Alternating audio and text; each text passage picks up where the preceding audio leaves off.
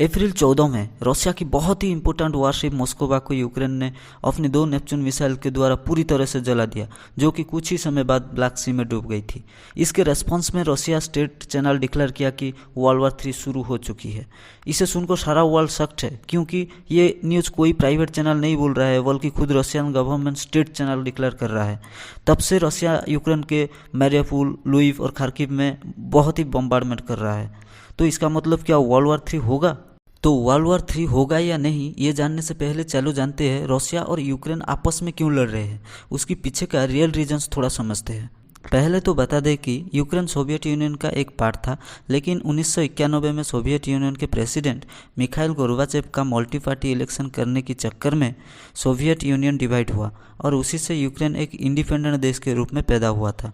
उसके बाद Russia Ukraine के बीच रियल युद्ध शुरू होती है 2014 में, जैसे कि यूक्रेन की फॉर्मर प्रेसिडेंट विक्टर यानुकोविच को प्रेसिडेंट पदों से हटाने के लिए यूक्रेनियन जनताओं ने उनके खिलाफ प्रोटेस्ट कर रहे थे, क्योंकि प्रेसिडेंट विक्टर यूरोपियन यूनियन की एक एग्रीमेंट फॉर साइन करने से मना कर दिए थे, जिसको हम रेवोल्यूशन ऑफ डिग्निटी बोलते हैं। इसी पॉलिटिकल अनस्टेबिलिटी का फायदा उठाते हुए रशिया ने यूक्रेन की क्राइमिया रीजन को अटैक करके रशिया में शामिल कर दिया और उसी साल यूक्रेन की डोनबास रीजन का 1/3 एरिया को भी अख्तियार कर लिया था।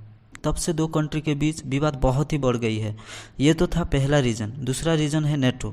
नेटो 30 देशों का एक मिलिट्री अलायंस है, जिसका मेन पर्पज़ है फ्रीडम और सिक्योरिटी को सेफगार्ड रखना।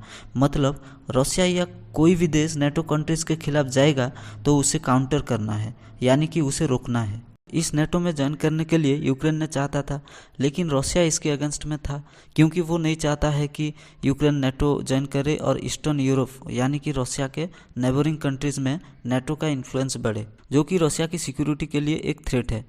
रशिया यूक्रेन वॉर का एक तीसरा बड़ा कारण है नॉर्थ स्ट्रीम 2 पाइपलाइन प्रोजेक्ट पर यूएस की सैंक्शंस लगाना।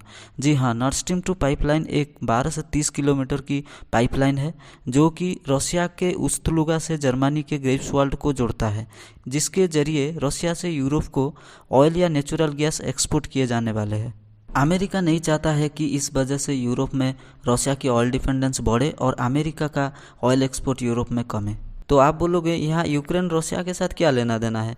बता दें कि ये नॉर्थ स्ट्रीम 2 पाइपलाइन की वजह से यूक्रेन को 2 से 3 बिलियन US$ का नुकसान होगा, क्योंकि रशिया यूक्रेन टेरिटरी के थ्रू लैंड बेस्ड पाइप्स पर डिफरेंट कंट्रीज़ को ऑयल एक्सपोर्ट करता है और इसीलिए रशिया 2 से 3 बिलियन US$ ट्रांजिट फीस के अनुसार यूक्रेन को हर साल देता है। अगर रशिया ये ऑयल एक्सपोर्ट बंद करके नॉर्थ स्ट्रीम 2 पाइपलाइन के थ्रू एक्सपोर्ट करेगा, जो कि यूक्रेन टेरिटरी से बाहर है, तो यूक्रेन को ये ट्रांजिट फी नहीं मिलेगा और वो नुकसान में तो पड़ेगा ही। इसीलिए यूक्रेन यहाँ रशिया के खिलाफ है।